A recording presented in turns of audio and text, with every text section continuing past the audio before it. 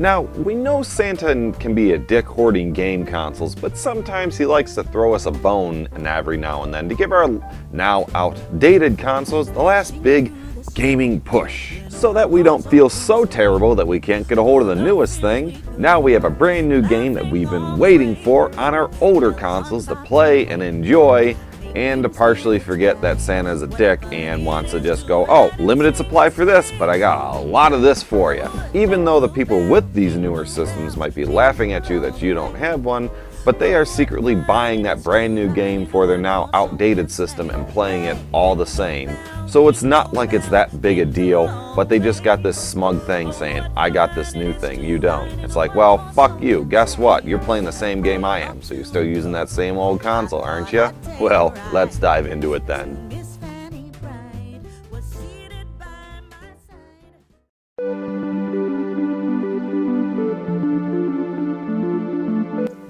Final Fantasy IX, released 2 weeks after the PS2 launch in North America, and released 4 months after the PS2 launch in Japan. This game was met with much fanfare as they went back to their core roots, which was more a medieval time castle-y type theme, which they kind of ignored in the last 2 installments. And this game pushed the boundaries of the PlayStation 1 literally to its limits, and it looks fantastic for a title that came out. All the characters are actually 3D modeled.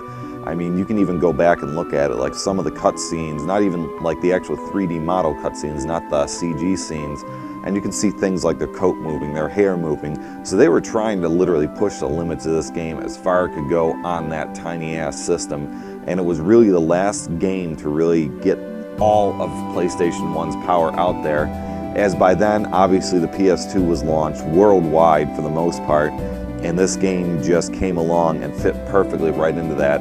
And if you had a PS2, you could play it on a PS2, you could play it on PS1. It was like a win-win for them, and I believe that's the ultimate reason why they didn't rush a PS2 version just yet for 9, is because it was win-win. If you own a PS2, you could still play it on a PS2, and you didn't even need your PlayStation 1 if you didn't want to.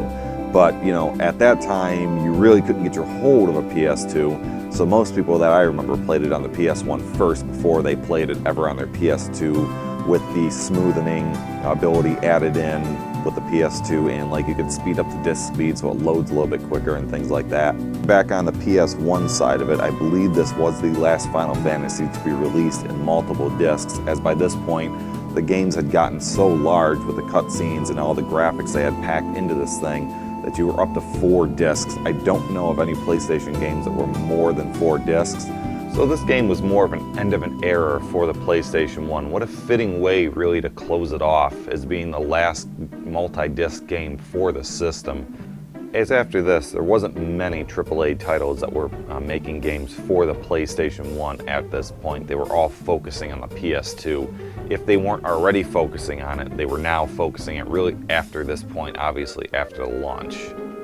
I seem to be straying a little bit from the actual game, but just to give it, that was just to really give you a perspective of what was going on in the gaming world, specifically the holiday season as well, as you had the PS2 launch, and then you had this game a few weeks later, which was the last breath of the PlayStation 1's life, which actually made it a hot title to get for that year, not only being a Final Fantasy, but it was really being touted as the last Final Fantasy on the PlayStation 1. Which technically was inaccurate, as a few years later they released the Final Fantasy 1-2 compilation disc a few years later, but aside from that, this was the last major installment on the PlayStation 1, so they were kind of just saying this was it, this was the PlayStation 1's last hurrah, and they went out with a bang. Obviously, as you can see, this game was beautiful, the artwork was beautiful, the CG work was absolutely phenomenal. It pushed the system to its limits with now if you play this game on an emulator, you realize that this game actually runs a little bit slower on most emulators,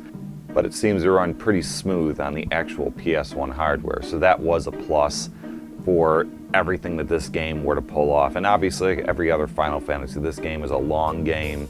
you level up. There's a lot of characters to choose from. This was the first one in a while too that actually brought back party battle system. So I mean, it brought it back to its roots, and it was a nice touch. I actually did like having the 4-party battle system versus the 3. And then it seemed like with 10 they strayed away from that a little bit, but they added an extra flair into it. Nevertheless, Final Fantasy IX is a phenomenal game that will take you many, many hours to beat. Very beautifully done. I recommend to pick this game up, either physical copy for PS1, digital copy, digital HD remake, whatever the case may be. This is definitely one that you should really consider picking up. And if you're one of the lucky ones in 2000, or unlucky people that didn't have a goddamn PlayStation 2 when it first launched, but Santa was gracious enough to drop this underneath your tree for that holiday season. Here's to you, Santa, for giving the PlayStation 1 a fitting farewell with an awesome title as you transition into the new next generation of gaming.